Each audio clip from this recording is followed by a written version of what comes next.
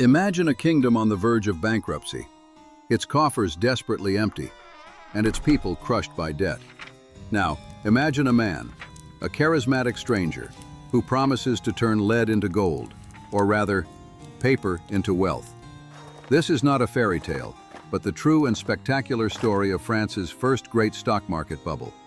The story of John Law and his Mississippi Company, an adventure that created the word millionaire before plunging the country into chaos.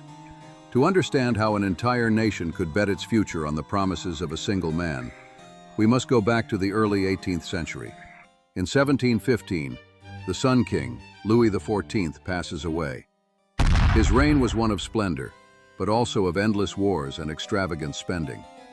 He leaves behind a France on its knees, with an abysmal debt. The new regent, the Duke of Orléans, is desperate for a solution. And that's when our protagonist enters the stage. John Law, a Scottish economist, a brilliant mathematician, but also a gambler and an adventurer sentenced to death in his own country, and a fugitive across Europe. Law offers a simple yet powerful diagnosis. France isn't poor, it's paralyzed. Gold and silver, the only currencies of the time, are scarce and hoarded. Commerce is suffocating, not from a lack of goods or talent, but from a lack of liquidity to trade them. His idea, considered insane by traditional bankers, is to free the economy from the tyranny of precious metals. Why base wealth on a finite amount of metal pulled from a mine? He proposes creating a new currency, paper money, easy to produce. Its value would not come from the gold it represents, but from the confidence in the future prosperity of the kingdom and its companies. It was, on paper, the first modern fiat currency. Rate medium fast. At first, skepticism reigns. But John Law is a brilliant strategist. In 1716, he creates his own bank, the Banque Générale. His first stroke of genius, the bank accepts old coins and exchanges them for new banknotes with a stable, guaranteed value. For the first time in years, trade has a reliable means of payment. Trust begins to build. Building on this first success, Law moves into high gear. He launches his most ambitious project, the Company of the West, soon nicknamed the Mississippi Company. Its official purpose? To exploit the supposedly infinite riches of Louisiana. They speak of mountains of gold, of gemstone mines. It's the American dream, before the term even existed, sold in the heart of Paris. The company issues shares to fund its expeditions. To entice people to buy, Law sets up an unstoppable mechanism. He allows these shares to be paid for with notes from his own bank, and crucially, with government debt bonds. Suddenly, thousands of French citizens can exchange their dubious claims on a bankrupt kingdom for a stake in a company promising fabulous profits. Success is immediate. The demand for the company's shares explodes, and since it's Law's bank printing the money to buy the shares of Law's company, he can drive the price up at will. The machine is set in motion, and it's starting to spin out of control. And the machine doesn't just spin, it explodes. The heart of this explosion is a small street in Paris, the Rue Quincampoix. In a matter of months, this alley becomes the center of the financial world, an open-air market where the fate of France is decided. From morning till night, a dense crowd presses in. Dukes and duchesses rub shoulders with valets and cooks. Everyone is there for the same thing, to buy and sell shares in the Mississippi Company. The share price, fueled by Law's printing press, climbs at a dizzying speed, shattering record after record to reach heights previously unimaginable. It's mass hysteria.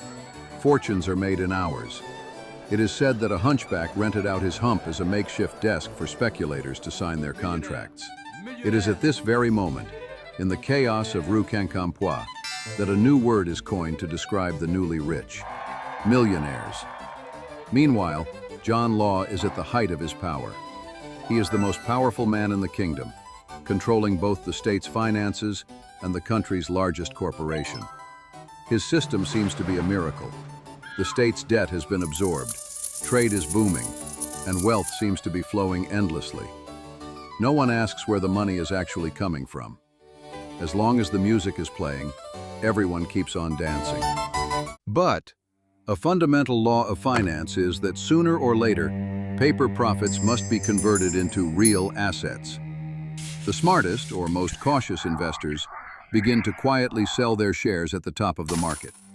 With their earnings, they don't buy more shares. They buy land, castles, jewels, and above all, gold. The event that lights the fuse comes from one of the most powerful men in the kingdom, the Prince de Conti.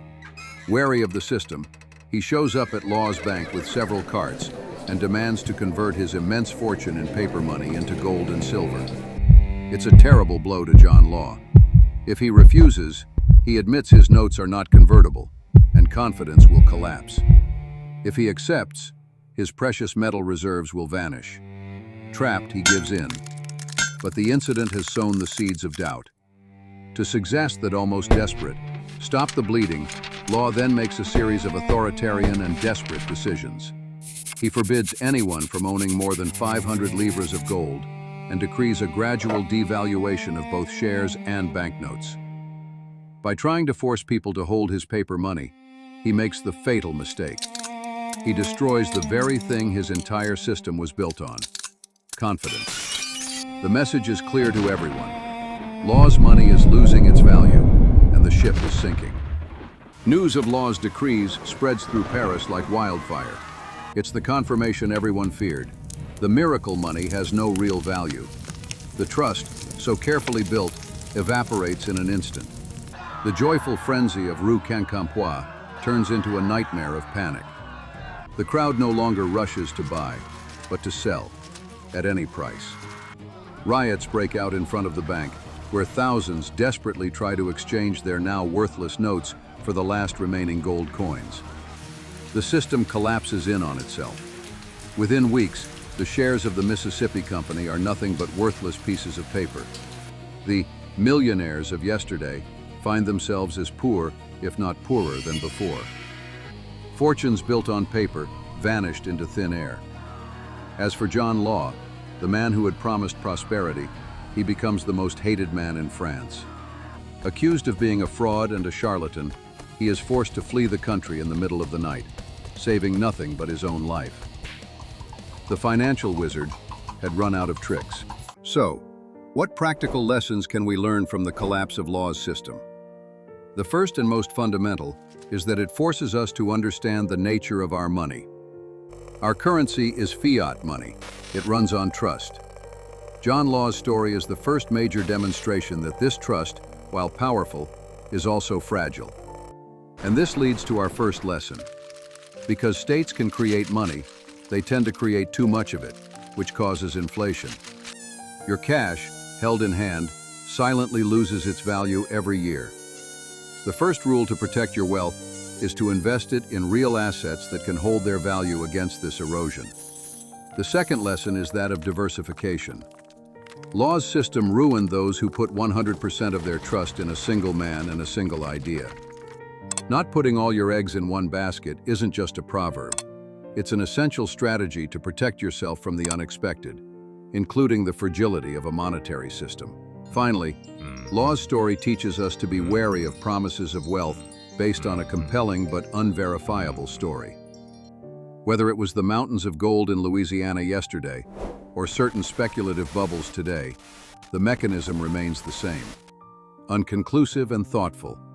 Understanding that our money is a pact of trust isn't just a history lesson. It is an essential tool for navigating today's complex financial world. If you enjoyed this dive into the great financial storms of history, subscribe so you don't miss the next episode. And you, what great historical crisis would you like us to explore? Let us know in the comments.